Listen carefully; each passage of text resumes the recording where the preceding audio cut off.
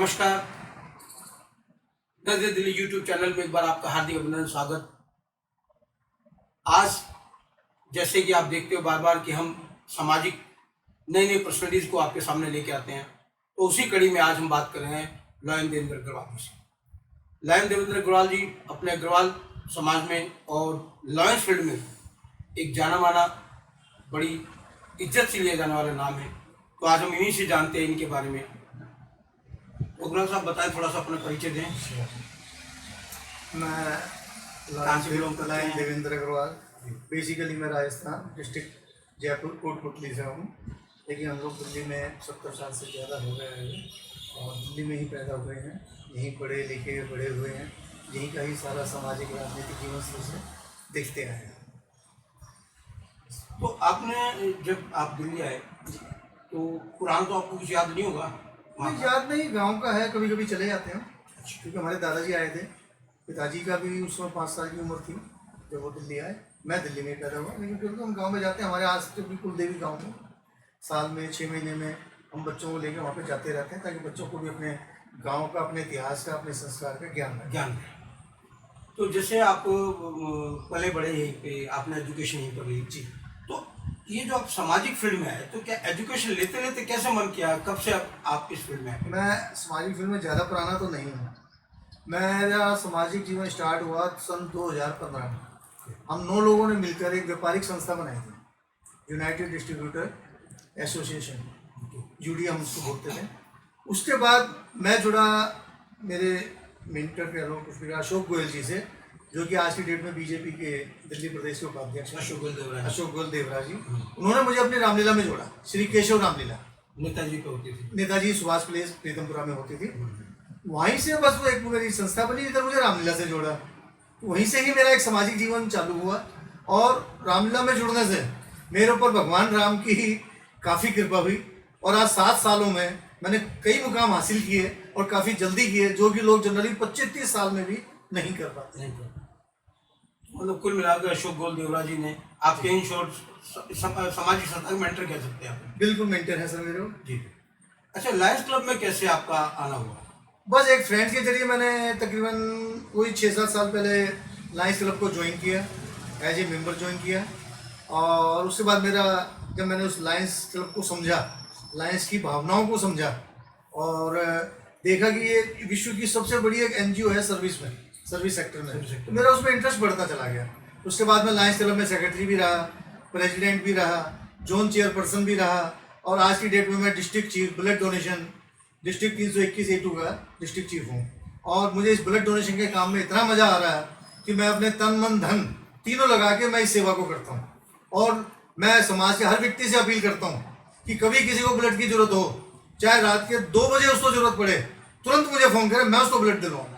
मुझे बिल्कुल ना हिचके कि रात 2 बज रहे हैं, मैं अब सो रहा होगा देवेंद्र, मैं उसको क्या फ़ोन करूँ। नहीं, अगर आपको ब्लड की ज़रूरत है, रात को ज़रूरत है, आप मुझे रात को करो। हमारा अपना लायंस ब्लड बैंक शालीमार बाग में है, और हम पूरी कोशिश करते हैं कि हमारे यहाँ से जिसको भी लायंस रिक्वायरमेंट आती है ब्लड की, वो खाली हाथ वापस ना जाए। क्या आप इसके लिए कोई चार्ज भी करते हैं या वैसे फ्री में? नहीं, देखिए ऐसा है, अगर डोनर आता है, ब्लड चाहिए, और वो बदले में 1 यूनिट दे देता है हमें, तो हम कोई चार्ज नहीं करते। नहीं तो एक ब्लड के 3 यूनिट होते हैं। एक ब्लड की जो है वो 3 जिंदगी बचाता है, ऐसे 3 कंपोनेंट होते हैं, तो उसके अलग अलग चार्ज हैं। अगर कोई डोनर नहीं है तो जो हमारा प्रोसेसिंग में खर्चा आता है इसके, हम सिर्फ वही लेते हैं। मतलब हम ब्लड बेचते नहीं हैं, लेकिन जो एक प्रोसेस होता है, जैसे सारे उसमें सिस्टम होता है, उसको मेंटेन भी करना पड़ता है, उसमें जो हमारा खर्चा आता है हम सिर्फ वही लेते हैं, जो भी मिनिमम से मिनिमम खर्चा होता है। इसके अलावा मान लो कोई गरीब है और वो पैसे भी नहीं दे सकता, हम लोग अपने प्रयासों से उसको फ्री में भी ब्लड दिलवा देते हैं। लेकिन नीडी होना चाहिए, ये नहीं उसका पेशेंट तो 5 स्टार होटल में एडमिट है, किसी प्राइवेट हॉस्पिटल में एडमिट है, वो कहे जी मुझे फ्री दिला दो ना। हाँ, उसका पेशेंट गवर्नमेंट हॉस्पिटल में एडमिट है, मजबूर है, अगला गरीब है, रिक्वायरमेंट है, चाहिए तो चाहिए, हम उसको टोटली फ्री भी ब्लड देते हैं, और मैंने कईयों को दिलवाया भी है। तो जैसे ब्लड बैंक के अंदर आप देखते हैं, तो इस लायंस क्लब के तो बहुत से प्रकल्प चलते रहते हैं, तो उसमें आपने ब्लड बैंक को ही क्यों चुना खासतौर से? बस ऐसा है, शुरू से एक इंटरेस्ट बना रहा है इस फील्ड में मेरा। शुरू में लोग आते थे लायंस क्लब में, हो यार वो ब्लड बैंक है वहाँ पे, तुम्हारी जानकारी होगी, दिलवा दो।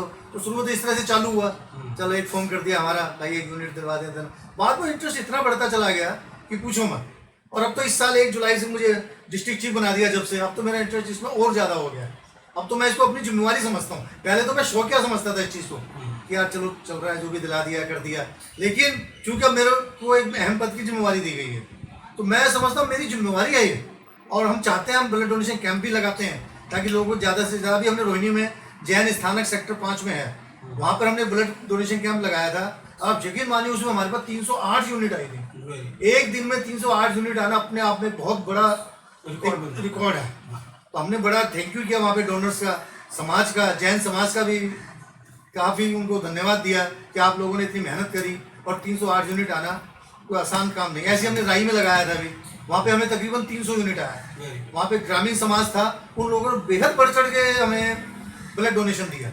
और ऐसे ही मैंने कल यहाँ विश्वविद्यालय metro north campus Delhi university में लगाया, कल पूरा दिन वहीं थे, वहाँ भी ब्लड डोनेशन काफ़ी अच्छा है। 300 तो नहीं आया लेकिन मतलब फिर भी सफिशिएंट मात्रा में हमें वहाँ पे बच्चों का, वहाँ पे तो सारा यंग यूथ क्राउड था, रियल हीरोज थे। 5-5 आदमियों, 5-5 बच्चों का, लड़का लड़की दोनों थे, उसमें 5-5 बच्चों का ग्रुप आया। हमने आवाज़ मारी ब्लड डोनेट कीजिए, पाँचों के पाँचों तैयार हो गए और पाँचों ब्लड डोनेशन दे के गए। हम हैरान रह गए। हमने you are the real heroes of India, जो कि इस उम्र में भी इनकी इतनी भावना है कि वो ब्लड देने को तैयार हो। तो मतलब ये एक तरह से लोगों में अगर आप देखते हो तो लोगों के अंदर बड़ा उत्साह भी आज भी चल रहा है। बिल्कुल उत्साह है। वैसे मैंने भी 27 बार ब्लड डोनेट किया अपनी लाइफ में। बहुत बढ़िया, बहुत बढ़िया। तो बाकी तो उम्र होगी शायद, पता नहीं कितना करेंगे। अच्छा, इसके अलावा जैसे बहुत सी संस्थाओं से भी आप जुड़े हैं, तो उनमें से मेनली संस्था आपको कौन सी अट्रैक्ट करती है ज़्यादा? देखिए, संस्थाएं तो किसी से भी जुड़ जाएगी, वहाँ तो समाज सेवा करने का एक आपको प्लेटफॉर्म मिल रहा है। और मैं ऐसा प्लेटफॉर्म चुनने में कभी भी देर नहीं करता हूँ। मैं अंतर्राष्ट्रीय अग्रवाल सम्मेलन का प्रेसिडेंट हूँ और अभी दिल्ली NCR का प्रेसिडेंट हूँ, और काफ़ी उसमें हम लोगों ने सेवा करी अपने अग्रवाल समाज की। उसमें स्पेशली हम ध्यान रखते हैं कि हमारे समाज के जो ज़रूरतमंद लोग हैं, नीडी पर्सनस हैं, जिनको भगवान ने हमसे कुछ कम दिया है, मैं उनको ये नहीं कहूँगा कि वो गरीब है या कोई वो है, लेकिन एक स्टेटस होता है सबका, तो जिसको हमसे कुछ कम दिया है हम लोग उनकी सेवा करें। मेनली उनके शिक्षा में ध्यान रखते हैं। किसी बच्चे ने हायर एजुकेशन लेनी है और उसके बाद उतना फंड नहीं है कि वो उसकी कोचिंग ले सके, उसकी फीस भर चुके, तो हम लोग उसको प्रोवाइड करवाते हैं अपने समाज की तरफ से। अभी हमने अपनी एक अखंड वैश्य अग्रवाल समाज संस्था का निर्माण किया है, रिसेंटली ही किया है हमने, और वो पूरे नेशनल लेवल पे उस संस्था को हम लोगों ने चलाना है। और मैं पूरी दुनिया के सभी अग्रवालों से और वैश्यों से, जो भी वैश्य समाज है, उनसे अपील करूंगा कि वे हमारी अखंड वैश्य अग्रवाल समाज से जुड़ें और इस संस्था को बहुत आगे बढ़ाएं और लोगों की सेवा करें। तो इसका खास मुख्य उद्देश्य क्या रखा आपने अखंड वैश्य? हमारा मुख्य उद्देश्य यही है कि कोई भी अग्रवाल परिवार है, उसको किसी भी चीज़ की जरूरत हो, चाहे शिक्षा के क्षेत्र में हो, हेल्थ के क्षेत्र में हो, और सामाजिक कोई उसको जरूरत हो, कुछ उसको प्रोटेक्शन चाहिए हो, कुछ भी चाहिए हो, मतलब किसी भी चीज़ की रिक्वायरमेंट हो, हम लोग उसके साथ खड़े हैं। वो अपने आप को, कोई भी अग्रवाल समाज का इवन एक व्यक्ति भी अपने आप को अकेला महसूस ना करे, उसको लगे कि मेरा पूरा अग्रवाल समाज मेरे साथ है, मुझे कोई चिंता की बात नहीं है। इसके अलावा मैं अग्रवाल समाज के सभी लोगों से ये अपील करूंगा कि वे अपने फैक्ट्रियों में, दुकानों में, ऑफिस में अपने अग्रवाल समाज के व्यक्तियों को रखने में प्रेफरेंस दें, ताकि हमारा जो नीडी तबका है उनको एक जीवन यापन के लिए एक अच्छा जरिया मिल जाए। तो जरूर मैं इस बात को रिक्वेस्ट करूंगा। इसके अलावा मैं अग्रवाल समाज से ये भी रिक्वेस्ट करूंगा कि दिखावे का सिस्टम बंद करें। हमारे समाज में दिखावा बहुत ज़्यादा है। किसी भी और समाज से अग्रवाल समाज की शादी में हमेशा सबसे ज़्यादा खर्चा होता है, जो कि बिल्कुल व्यर्थ है। मैं इस चीज़ का बिल्कुल विरोध करता हूँ। कोई भी फालतू का खर्चा नहीं होना चाहिए। थोड़ा सामान्य तौर पे किए, उसमें नहीं, अपना हंसी खुशी सभी करते हैं, लेकिन खर्चा कर रहे हैं जी 2 करोड़ शादी में लग रहे हैं, 4 करोड़ शादी में लग रहे हैं। मैं पूछता हूँ उसका फ़ायदा क्या है? एक रात के फंक्शन के लिए 2 से 4 करोड़ 5 हर आदमी अपनी कैपेसिटी से करता है। कोई 10 लाख में भी कर लेता है, कोई 20 लाख में भी कर लेता है। लेकिन आज मान लो आपने खर्चा कर दिया एक रात के लिए, अगले दिन उसका क्या यूज है मुझे बताओ? 0 हो गया। इससे बढ़िया जितना आपने खर्चा करना है, आप लड़का और लड़की के नाम FD कराइए ना।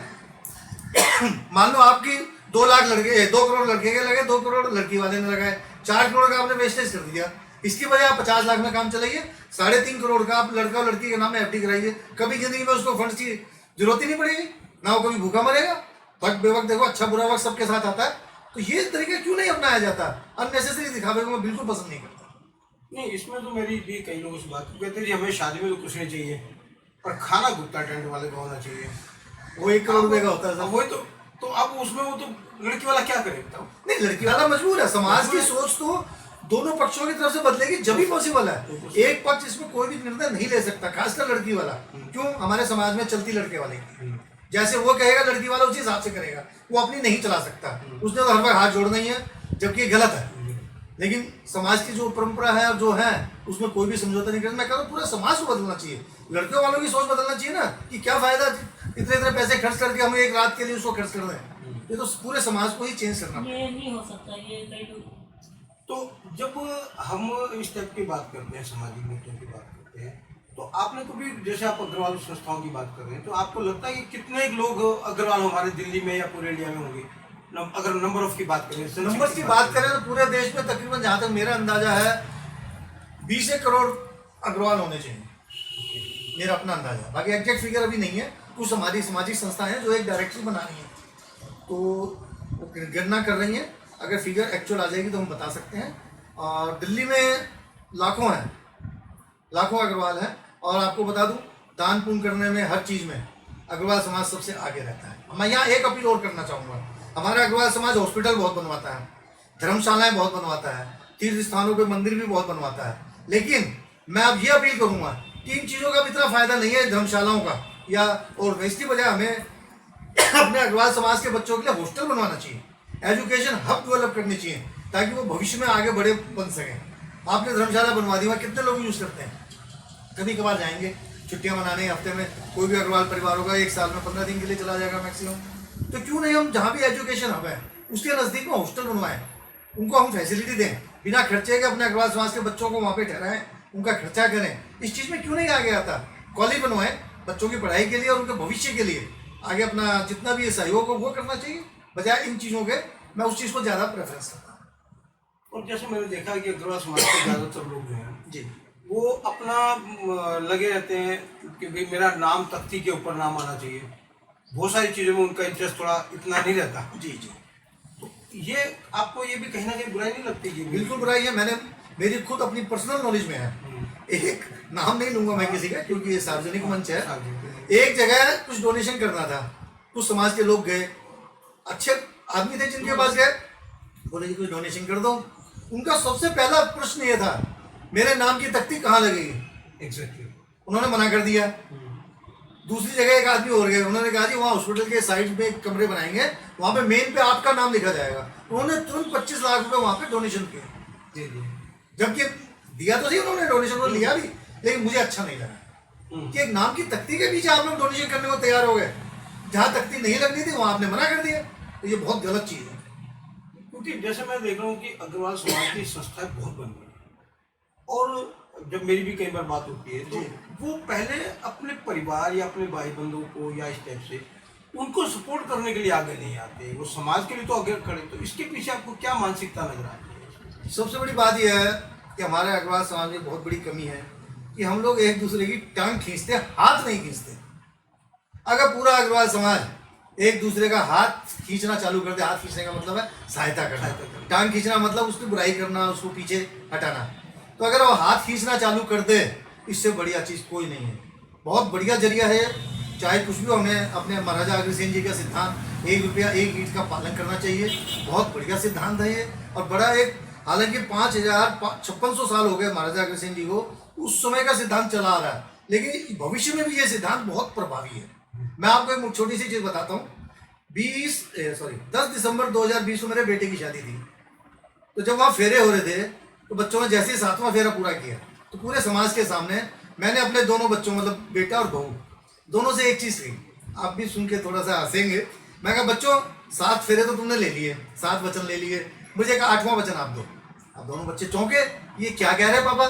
मैं कहा मुझे 8वां वचन दो। बोले क्या पापा? मैं कहा ऐसा है, आप सक्षम बच्चे हो, आप अपनी ज़िंदगी में जितना पूरा साल भर में कमाएंगे उसका 2% गरीबों को दान करेंगे, उनकी सेवा में लगाएंगे। और मुझे बेहद खुशी है कि मेरे दोनों बच्चों ने, मतलब मेरे बेटे और बहू ने, इस चीज़ को तुरंत एक्सेप्ट किया और आज तक वे इसका पालन कर रहे हैं। उसके लिए तो आपको क्या बहुत बहुत बधाई, बहुत बहुत धन्यवाद कि समाज में एक नई परिपाटी आप। बिल्कुल, मैं सिर्फ, मुझे संस्कार डालने थे बच्चों में, सवाल पैसे का नहीं था। मेरे बच्चे यंग थे, 26 साल की उम्र थी बेटे की और 24 साल की बिटिया की थी। अगर मैं अभी से उनमें संस्कार डाल दूंगा, वो जीवन पर्यंत उनके तो चलेंगे, वो अपने बच्चों को और ये संस्कार देके जाएंगे।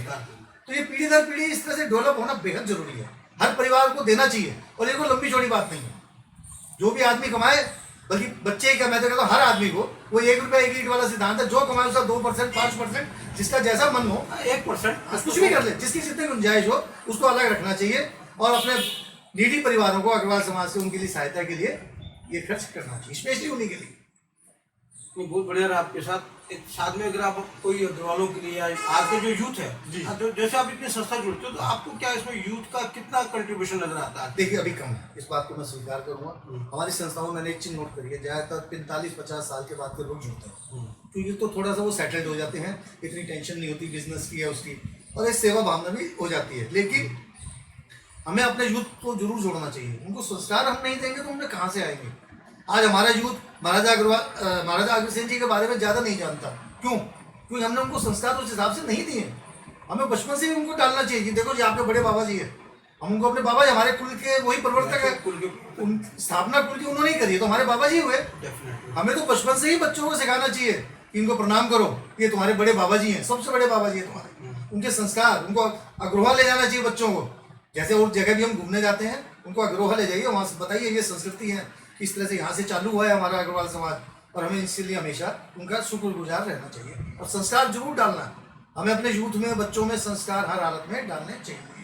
मतलब मैं देखता हूँ कि बेशक बहुत से लोग आज भी अग्रवाल समाज से जुड़े हैं, उनकी संस्थाओं के पदाधिकारी भी हैं, पर अगर जब मैं उनसे गोत्र की बात करता हूँ कि कितने गोत्र हैं, जी जी, तो शायद ही मेरे को इक्के दुक्के लोग नजर आते जिनको 18 गोत्र पूरे याद हो। नहीं बात तो ये भी एक विडंबना मुझे लगती है कि बिल्कुल बिल्कुल क्योंकि जब उन्हीं के पास पूरा चीज नहीं है तो बच्चों को क्या डेटा उसमें से प्रोवाइड बिल्कुल आप सही कहते हैं। और उन बच्चों को भी नहीं पता होता हम किस गोत्र या किस कुल से, वैसे उनको हाँ भी अग्रवाल है बस अग्रवाल, तो इससे आगे का को शायद नहीं पता। तो इसके लिए मुझे लगता है कि आपको एक कैंपेन चलाना चाहिए। नहीं बिल्कुल चलाना चाहिए। एक्चुअली मैं आपको बताऊं, हमारे अग्रवालों में 17.5 गोत्र हैं। 18 कहते हैं, आम बोलचाल में हम 18 ही कहते हैं, लेकिन जो 18वां गोत्र था वो यज्ञ पूरा नहीं हो पाया था, अधूरा रह गया था, तो इसलिए उसको हम आधा गोत्र मानते हैं। लेकिन ये बात आपकी सारी सही है कि ज़्यादातर लोगों को पूरे 17.5 गोत्र या 18 गोत्र नहीं पता, और बच्चों को तो ये तक नहीं पता होता कि उनका अपना गोत्र क्या है। तो ये वही मैं कह रहा हूँ, हम अपने बच्चों को संस्कार नहीं दे रहे हैं। आने वाली जनरेशन को हमें संस्कार देना बेहद जरूरी है, बचपन से ही उनको सिखानी चाहिए चीज़ें कि हमारे अग्रवाल समाज का इतिहास क्या है। तो ये बहुत जरूरी है बच्चों में संस्कार देना। और महिलाएं भी बड़ी पीछे रहती हैं अग्रवाल समाज। नहीं नहीं, ऐसा नहीं है, इस बात को मैं आपसे विरोध करूँगा। अच्छा, महिलाएं बहुत आगे हैं हमारी, महिलाएं बिल्कुल भी अग्रवाल समाज में पीछे नहीं है। हमारे राजस्थान की मारवाड़ी हैं और हैं, सब बहुत आगे हैं, बल्कि मैं तो कहूँगा जेंट्स से ज़्यादा आगे लेडीज़ लोग हैं हमारे।